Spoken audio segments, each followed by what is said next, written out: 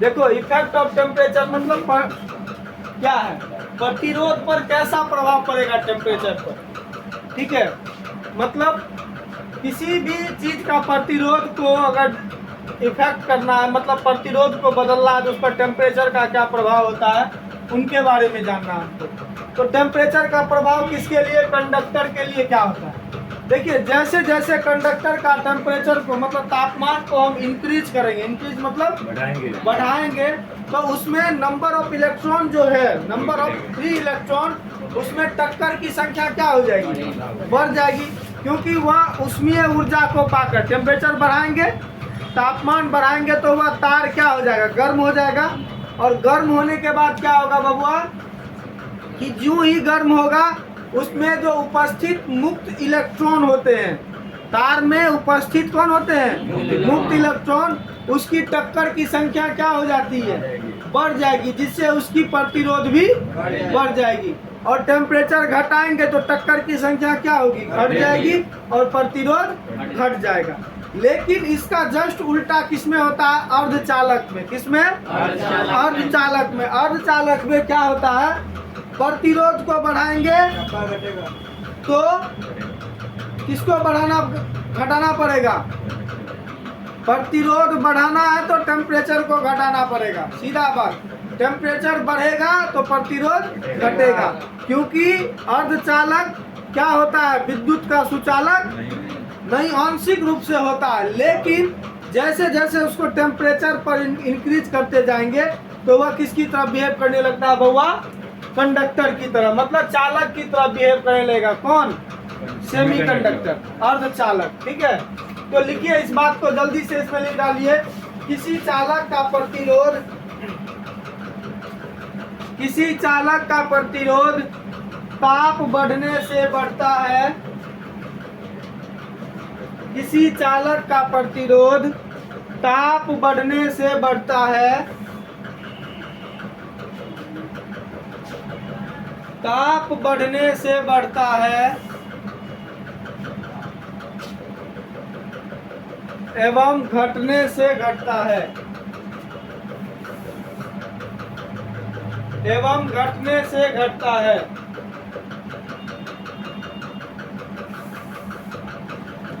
लेकिन अर्धचालक में, लेकिन अर्धचालक में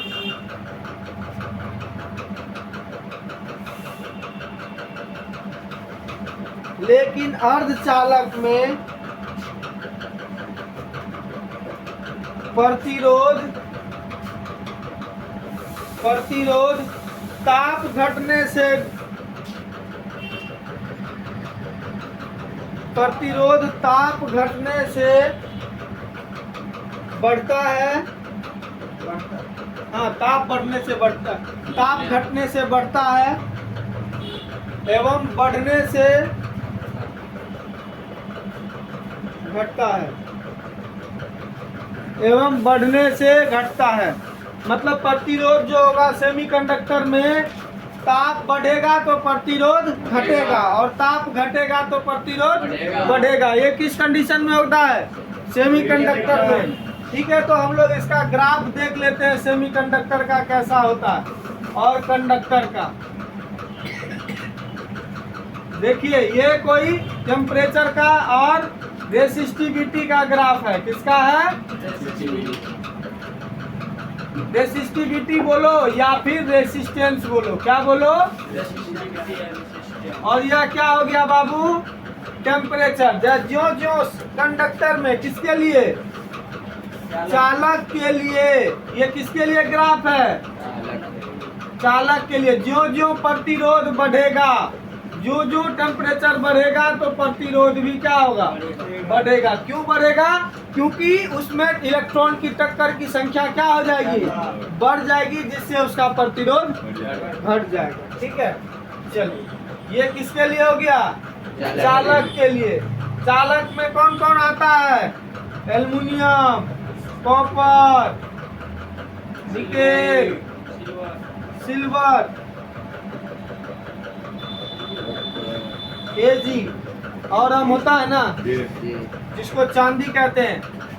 फिर चलते हैं, ये किसके लिए था? चालक के लिए। अब देखिए अर्ध चालक के लिए ग्राफ कैसा होगा। ये देखिए, ये भी क्या हो गया? रेसिस्टिविटी, रेसिस्टिविटी बोलो या फिर रेसिस्टेंस बोलो। इसको हम लोग क्या बोलते हैं? टेम्परेचर। देखिए इसमें ताप बढ़ने से क्या होता है? घटता है। मतलब ताप बढ़ेगा तो घटेगा, लेकिन ताप अगर यदि घटेगा तो प्रतिरोध क्या होगा? बढ़ेगा। मतलब प्रतिरोध क्या होगा? मैक्सिमम होगा। ठीक है, तो इसका ये हो गया। ये किसके लिए था? अर्धचालक के लिए। मतलब ताप बढ़ रहा है, देखिए प्रतिरोध घट रहा है ना, और ताप घटेगा तो देखो प्रतिरोध बढ़ रहा है ना। तो मतलब ये किसके लिए ग्राफ है? अर्धचालक के लिए। एग्जाम्पल में क्या लेंगे बाबू?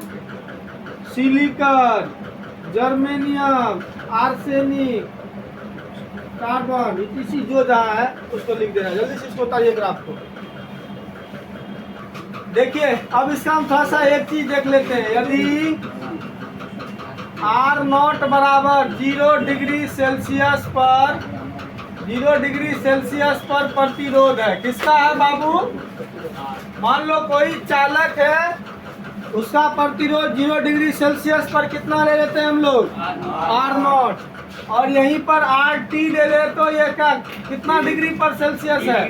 T डिग्री सेल्सियस पर प्रतिरोध। तब देखिए, तब यहाँ पर क्या होगा? डेल T बराबर क्या लिख सकते हैं बताइए तो? T माइनस 0 लिख सकते हैं। तो ये किसमें परिवर्तन हुआ है? टेम्परेचर में परिवर्तन हुआ। मतलब पहले कितना था? T0, उसके बाद क्या हो गया? T। तो कितना परिवर्तन हुआ? तो T में से किसको घटा देंगे? 0 को। तो ये क्या चीज हो गया? ताप में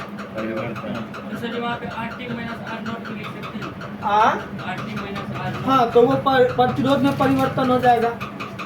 तब देखिए, तब RT बराबर हो जाता है formula R0 into 1 plus alpha del T। क्या हो जाता है? ये किसका फॉर्मूला होता है? किसी भी टेम्परेचर पर प्रतिरोध निकालने का फॉर्मूला हो जाता है। ठीक है। चालक के लिए देखिए, चालक के लिए अलग फॉर्मूला होता है। चालक के लिए फॉर्मूला हो जाएगा आपका RT बराबर R0 1 plus alpha del T। ये चालक के लिए हो गया। किसके लिए? चालक। और अर्धचालक के लिए होता है, अर्धचालक के लिए होता है RT बराबर R0 1 minus alpha del T। मतलब अर्धचालक के लिए क्या लग जाता है? साइन में। चालक के लिए क्या था? प्लस, अर्धचालक के लिए माइनस लग जाता है। ठीक है, ये हो गया। जहाँ पर अल्फा क्या है? अल्फा दिख रहा है रे? जहाँ अल्फा बराबर है प्रतिरोध ताप गुणांक है। क्या है? प्रतिरोध ताप गुणांक। लिख लीजिए इसको जल्दी से। देखिए प्रतिरोध का ताप गुणांक क्या है? इसको जानते हैं। कंडक्टर के लिए क्या होता है? सेमीकंडक्टर के लिए क्या होता है? और मिश्र धातु के लिए क्या होता है? मिक्स्ड मेटल के लिए क्या होता है? सबका अलग अलग होता है।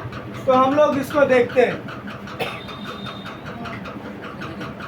देखिए हम लोग वी नो दैट, हम लोग क्या जानते हैं बउआ? कि RT बराबर क्या फॉर्मूला अभी तुरंत पढ़ाए हैं? R0 1 plus alpha del T, यही पढ़ाए हैं। चलिए R0 1 plus alpha del T। अब इसको मल्टीप्लाई कीजिए इसके साथ, क्या होगा? R0 plus alpha del T into R0 होगा ना?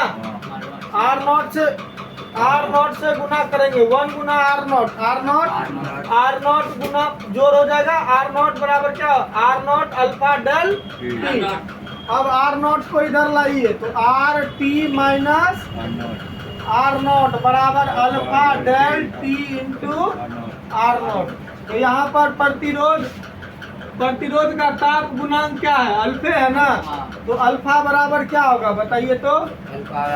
Are T minus R naught बट्टा ये दोनों क्या चीज में आ जाएगा? Del T into R naught. ठीक है। यदि डेल टी मतलब ताप में परिवर्तन कितना हो? 1 डिग्री सेल्सियस हो। कितना डिग्री हो? 1 डिग्री सेल्सियस होगा, तब अल्फा इज इक्वल टू हो जाएगा R T minus R naught by R naught. जब 1 डिग्री सेल्सियस में परिवर्तन होगा तो प्रतिरोध में भी काफी छोटा परिवर्तन होगा। जब परिवर्तन होगा तो इसके लिए फॉर्मूला क्या हो जाएगा? अल्फा बराबर del R upon R naught. ये हो गया प्रतिरोध का ताप गुणांक। ठीक है। इसका फॉर्मूला प्रतिरोध में परिवर्तन बटा इंसिडेंट प्रतिरोध, जो प्राथमिक प्रतिरोध था वो चीज निकल के आ जाएगा। अब जो है इसका हम लोग अलग अलग तरीके से, तो ऐसे हम लोग किसको बोल सकते हैं प्रतिरोध का ताप गुणांक? इकाई ताप में परिवर्तन के कारण, इकाई ताप में परिवर्तन के कारण क्या चीज होता है? इकाई ताप में परिवर्तन के कारण क्या चीज उपस्थित प्रतिरोध की मात्रा ही क्या कराती है? प्रतिरोध ताप गुणांक। ठीक है। जल्दी से लिखिए उसको।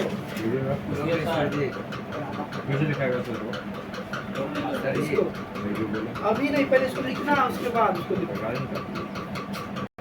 डेफिनेशन क्या होगा उसको लिखना है। ठीक है। तो लिखिए, अतः ताप में इकाई परिवर्तन के कारण, अतः ताप में इकाई परिवर्तन के कारण, अतः ताप में इकाई परिवर्तन के कारण प्रतिरोध में होने वाले, प्रतिरोध में होने वाले, प्रतिरोध में होने वाले निम्नांक परिवर्तन को, निम्नांक परिवर्तन को उस पदार्थ का प्रतिरोध ताप गुणांक कहते हैं। उस पदार्थ का प्रतिरोध ताप गुणांक कहते हैं।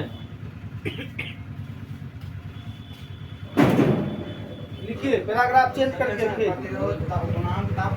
गुणांक ताप कहते हैं। पैराग्राफ चेंज करके लिखिए। लिखिए, किसी चालक के लिए इसका मान, किसी चालक के लिए इसका मान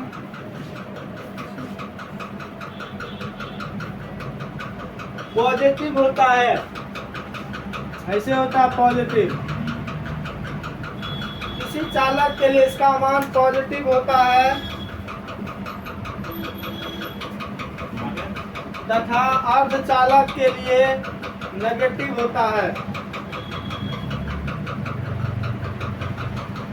तथा अर्धचालक के लिए नेगेटिव होता है।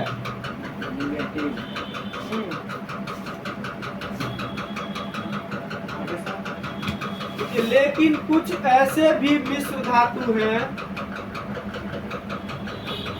लेकिन कुछ ऐसे भी मिश्र धातु हैं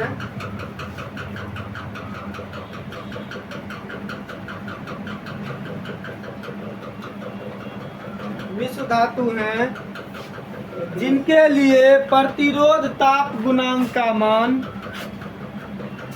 जिनके लिए प्रतिरोध मिश्र धातु हैं, जिनके लिए प्रतिरोध ताप गुणांक का मान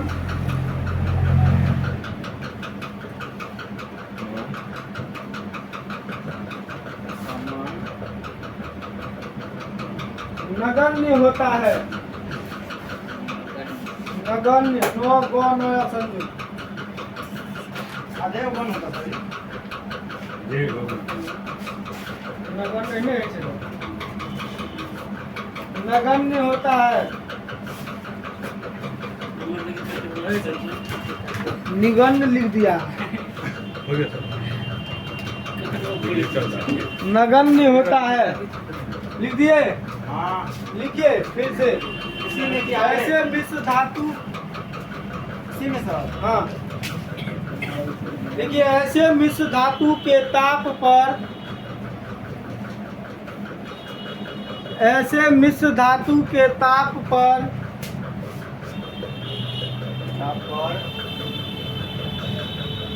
प्रतिरोध, ऐसे मिश्र धातु के ताप पर, ऐसे मिश्र धातु के प्रतिरोध पर ताप का कोई प्रभाव नहीं पड़ता।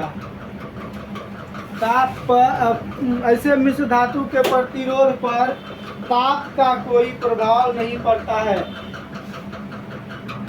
प्रतिरोध पर ताप का कोई प्रभाव नहीं पड़ता है।